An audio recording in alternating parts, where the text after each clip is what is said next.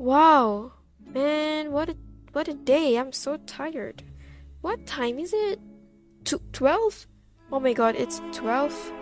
Okay, let me just take one last walk around this empty hall. I am kind of loving this quiet ambience, not gonna lie. Yes, there she is, my favorite historical figure. Her story never fails to amaze me. She was such an icon. I read for the 36th time what the board got to say about her. Her name was Melati binti Jamal. She was born in 1915 and tragically died in 1942. She was a part of the Malay military that fought in Singapore, which was the place she sacrificed herself. It was tragic. Most Malaysian soldiers that was sent there died that day. Oh, it is really late now. I need to go. I feel a sudden puff behind me and I put my hand around my neck. Hello, my dear, were you looking at me? Why, I'm so flattered. My back stiff for a hot minute. All the hair in my body stands up and I can feel some of them stuck themselves out of the fabric of my clothes. My heart is beating so loud, I'm sure it just left my body.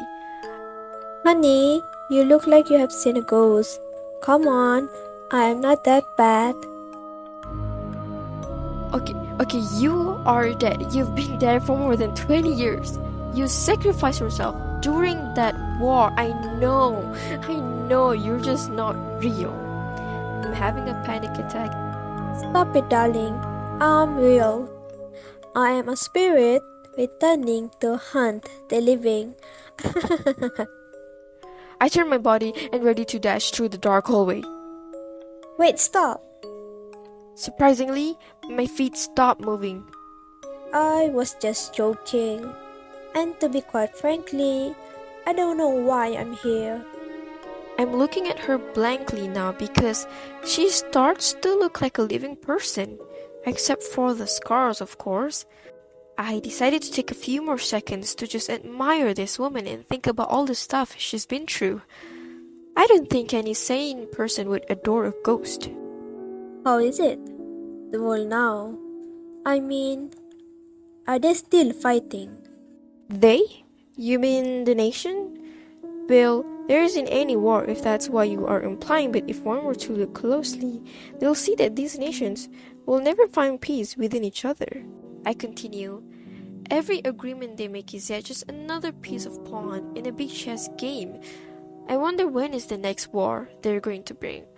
But of course, people don't notice the silent feud. We're now at a time in which media and internet can cover almost anything. Plus, people do not care. What they care is their favorite celebrity mornings routine. The ghost is staring at me with those soulless eyes, waiting for me to finish. I'm sorry, I don't want you to think that all the sacrifices you've made are pointless. Trust me when I tell you that you have saved lives, and that is more than enough. Oh, I don't mind. I find it quite interesting that people nowadays are into that. I wonder what kind of person I will be if I live in this era. How'd you do it? I mean, you have no idea how inspiring your stories are. The way it passed down like a great old folk tale, the people speak of you as the ones who dared to dream. I wish you could see it. They find hope in your hackathon. If I'm being honest, I myself couldn't believe what I have gone through. I don't want to even remember it. My body moves on its own.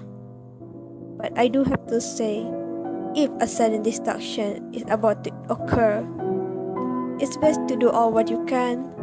Not like what I have done, but for instance, saving things like your own self or what you consider worth saving.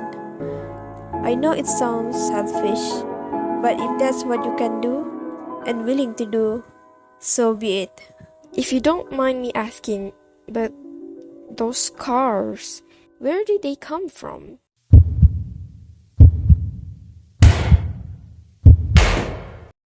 I don't really feel like answering that, but hey, am I a disturbed spirit or something? How can a spirit be unsettled? From what I've known, it's usually because the spirit is not satisfied or something hasn't been achieved with the way the spirit wants. It can also be something vengeful.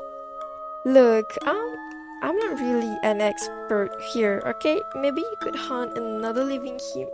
Oh, I understand now. That's quite unfortunate. The ghost face is changing.